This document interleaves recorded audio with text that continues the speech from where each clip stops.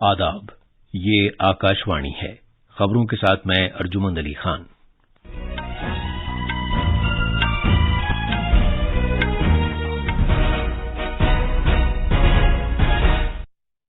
وزیر خارجہ S J Shankar نے کہا ہے کہ پاکستان کے ساتھ اس وقت تک تعلقات معمول پر نہیں آ سکتے جب تک کہ وہ سرحد پار دہشت گردی کی پالیسی ترک نہ کر دے۔ مرکزی وزیر داخلہ امت شاہ آج بہار کے لکھی سرائے میں ایک عوامی اجتماع سے خطاب کریں گے۔ آئندہ 2 دنوں میں ملک کے باقی حصوں میں مانسون پہنچ جائے گا۔ ایثار و قربانی کا تہوار عید الاضحیٰ آج ملک کے مختلف حصوں میں مذہبی جوش و خروش کے ساتھ منایا جا رہا ہے اور بھارت کے مکے باز سمت کا قزاقستان کے آستانہ میں ایلورڈا کپ 2023 میں کانسے کا تمغہ جیتنا یقینی ہو گیا ہے۔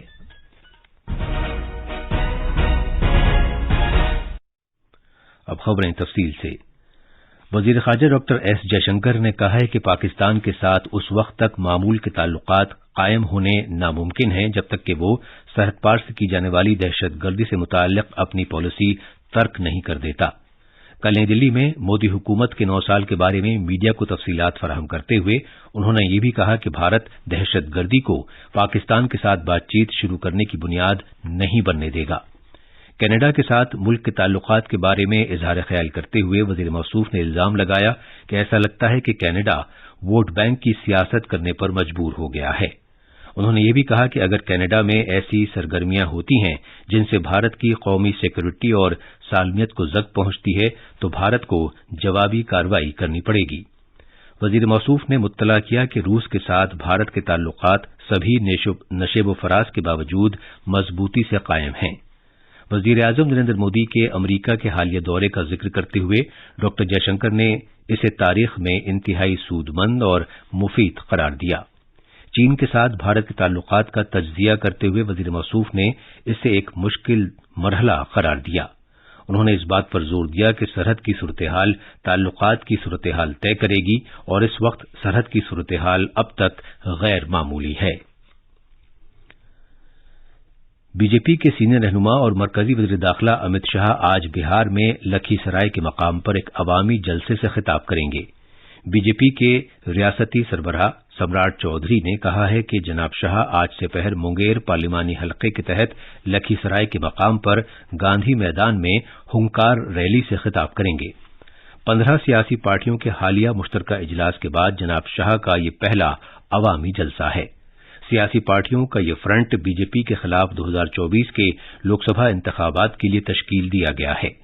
ان انتخابات سے قبل بہار لیجسلیٹو کے سابق اسپیکر وجے کمار سنہا کی رہائش گاہ پر بی جے پی کے سینئر لیڈر پارٹی کارکنان کے ساتھ ایک میٹنگ کریں گے۔ لکھی سرائے پہنچنے پر جناب شاہ بھگوان شیو کے مشہور مندر اشوک دھام میں پوجا ارچنا کریں گے۔ اس دورے کے پیش نظر لکھی سرائے ضلع انتظامیہ نے سیکورٹی کے وسیع انتظامات کیے ہیں۔ وزیر اعظم نریندر مودی نے تریپورہ کے کمار گھاٹ میں الٹا رتھ یاترا کے دوران ہوئے حادثے میں ہلاک ہونے والے افراد کے تئیں رنج و غم کا اظہار کیا ہے۔ ایک ٹویٹ میں وزیر اعظم نے اس حادثے میں جان گنوانے والے افراد کے اہل خانہ سے تعزیت کا اظہار کیا ہے۔ انہوں نے متاثرین کے لیے وزیر اعظم کے قومی امدادی فنڈ سے نقد امداد کا بھی اعلان کیا۔ جناب مودی نے کہا کہ ہر مہلوکین کے قریبی ورثاء کو 2-2 لاکھ روپے جبکہ زخمی ہونے والے افراد کو 50-50 ہزار روپے دیے جائیں گے۔ وزیر اعظم نے زخمیوں کی جلد صحت یابی کی بھی دعا کی۔ بھارتی موسمیات محکمے نے کہا ہے کہ آئندہ 2 دنوں کے دوران امکان ہے کہ جنوب مغربی مانسون ملک کے باقی حصوں میں پہنچ جائے گا۔ مانسون شمالی بحیرہ عرب کے باقی حصوں اور راجستھان کے کچھ اور حصوں میں پہنچ گیا ہے۔ آئی ایم ڈی نے کہا ہے کہ آئندہ 2 دنوں میں شمال مغربی، وسطی اور بھارت کے مغربی حصوں پر مانسون کی سرگرم صورتحال جاری رہنے کا امکان ہے۔ آئی ایم ڈی نے آئندہ 4 دنوں میں کونکن اور گوا، گجرات، وسطی مہاراشٹر کے تاس کے علاقوں، مغربی بنگال کے ذیلی ہمالیائی علاقوں، سکم، کرناٹک، آسام، میگھالیہ اور اروناچل پردیش میں شدید سے بہت شدید بارش کی پیشگوئی کی ہے۔ یہ خبریں آکاشوانی سے نشر کی جا رہی ہیں۔ آج ملک کے مختلف حصوں میں ایثار و قربانی کا تہوار عید الاضحیٰ پورے مذہبی جوش و خروش کے ساتھ منایا جا رہا ہے۔ عیدگاہ اور بڑی مساجد میں آج صبح لوگوں نے عید کی نماز ادا کی۔ قومی راجدھانی دلی میں عید کی نماز جامع مسجد، فتح پوری مسجد اور شاہی عیدگاہ میں ادا کی گئی۔ بعد میں سبھی نے ایک دوسرے کو عید کی مبارکباد دی۔ تیز بارش کے باوجود لوگ بڑی تعداد میں عید کی نماز ادا کرنے کے لیے جمع ہوئے۔ اس موقع پر عید الاضحیٰ کی نماز پڑھانے والے اماموں نے سبھی سے امن و سکون برقرار رکھنے اور تہوار کو بھائی چارے کے جذبے سے منانے کی اپیل کی۔ یہ تہوار حضرت ابراہیم علیہ السلام کی جانب سے اپنے چہیتے بیٹے حضرت اسماعیل علیہ السلام کو اللہ کی خوشنودی کی خاطر قربان کر دینے کی یاد میں منایا جاتا ہے۔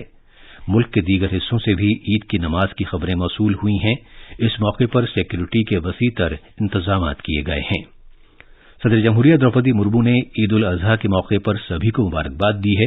اپنے پیغام میں صدر جمہوریہ نے کہا کہ محبت اور قربانی کا تہوار عید الاضحیٰ ہمیں ایثار و قربانی کی راہ اختیار کرنے اور انسانیت کے تئیں بے لوث خدمت کرنے کی ترغیب دیتا ہے۔